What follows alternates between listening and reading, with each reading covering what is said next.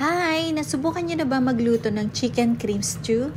Madalas ko itong lutuin kapag winter dito sa Japan. Welcome back to my channel! Tara, papakita ko sa inyo kung paano natin ito lutuin.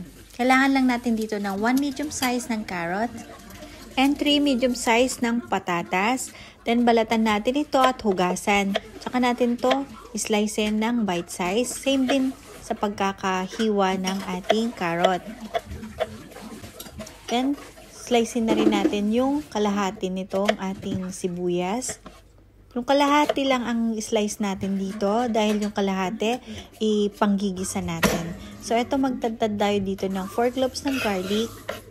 Then yung kalahati ng sibuyas kanina i-chop natin ng parang ganito. Hiwain na rin natin yung chicken, 300 grams. Then hiwain ko lang to ng katamtamang laki. Then pagkatapos nito, ito na lahat yung ating mga ingredients. Umpisahan na natin magluto.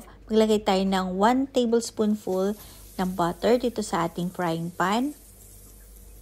Then, lagay na rin natin isote ang ating garlic at onion. Kapag naisote na natin to, pwede na natin i-add dito yung ating chicken. Then, lagyan natin to ng salt and pepper.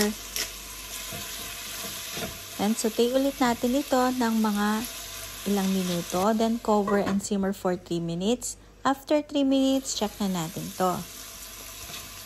Kapag naisaute na natin to mabuti, pwede na natin dito i-add ang 3 tablespoon ng flour.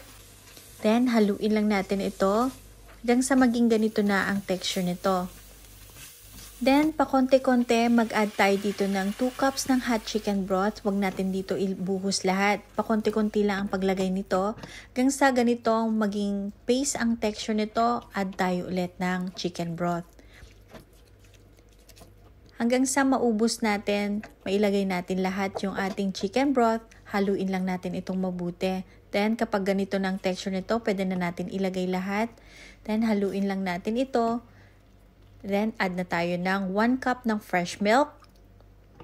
Ayan, tingnan nyo.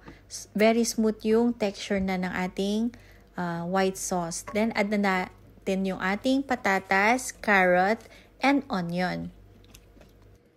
Kapag nahalo na itong mabuti, pwede na natin itong cover and simmer natin ng 3 minutes. After 3 minutes, eto, check na natin. Ayan, lagay na rin natin ang corn and broccoli. Malapit na itong maluto. Then, haluin lang natin itong mabuti. Then, titikman ko lang kung tama na yung lasa nito. Kapag kulang sa alat, pwede tayong mag-add ng salt.